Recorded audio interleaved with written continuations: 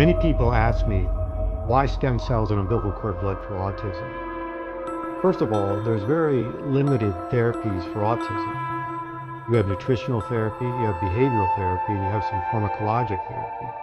What we found out in the last few years is that almost all these kids with autism have neuroinflammation. They have inflammatory processes in their brain.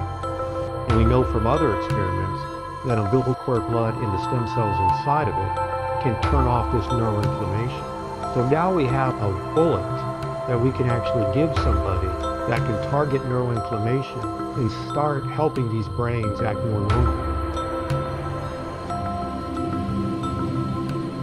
What is a stem cell? People don't even know what a stem cell is.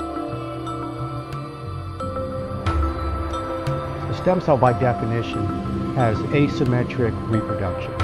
You know, if you look at a muscle cell and it divides, you get two muscle cells. One heart cell, you get two cardiac cells. A brain cell can become another brain cell. So when cells divide, they only become what they already are. However, a stem cell doesn't do that. A stem cell can say, oh, we need to make a muscle cell.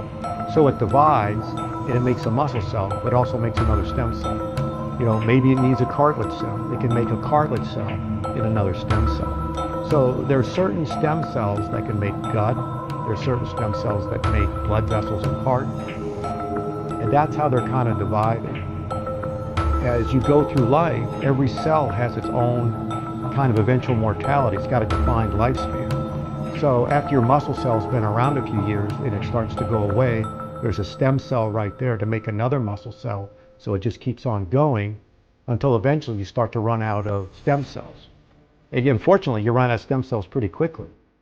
After you're through your teens, you've lost about 90% of your stem cells. Mid-30s, 95%, mid-50s, 98.5%, up until you're 80, and then you've lost 99.9%, which is why as you age, you lose muscle mass, you lose organ mass, you get more feeble, and eventually you get into that cycle and death because you cannot keep your body functioning without stem cells.